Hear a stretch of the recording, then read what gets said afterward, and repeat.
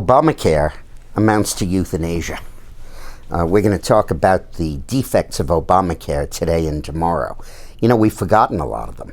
We talked about them in 2009 and 10 and persuaded the country that it's a bad idea.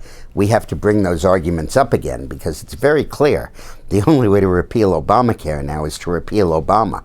And it's going to be, and should be, and must be, the central issue alongside the economy in the elections that are coming up.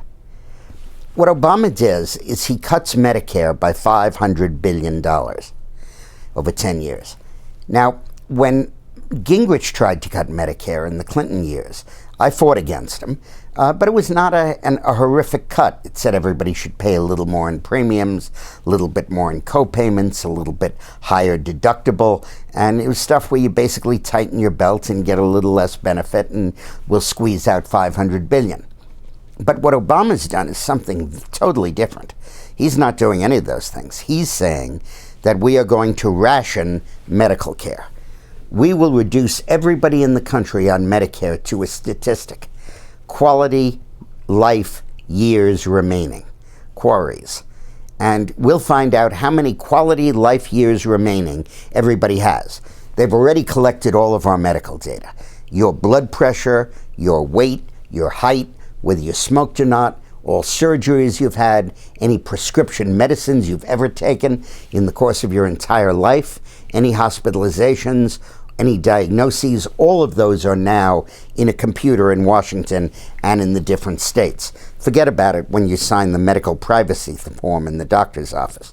Totally violated. It's all in Washington. And from that, from an algorithm that the bureaucrats and mathematicians will design, they will compute how many quality life years you have left. And they'll decide what's quality.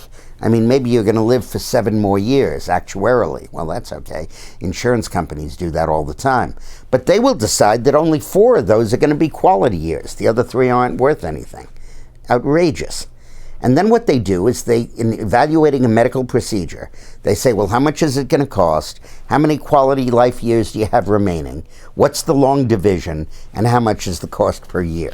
So if you're up for a heart bypass, and it's a $250,000 operation, and the judgment is that you have 4 more quality years left, that's $62,500 a year.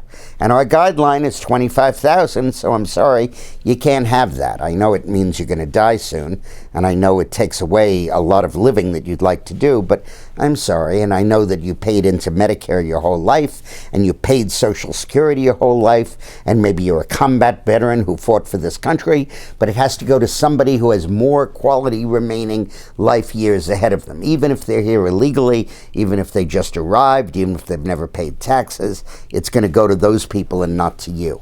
Or you need a hip replacement. And they look at the math and they say you only have 5 quality life years remaining, and the math just doesn't justify it.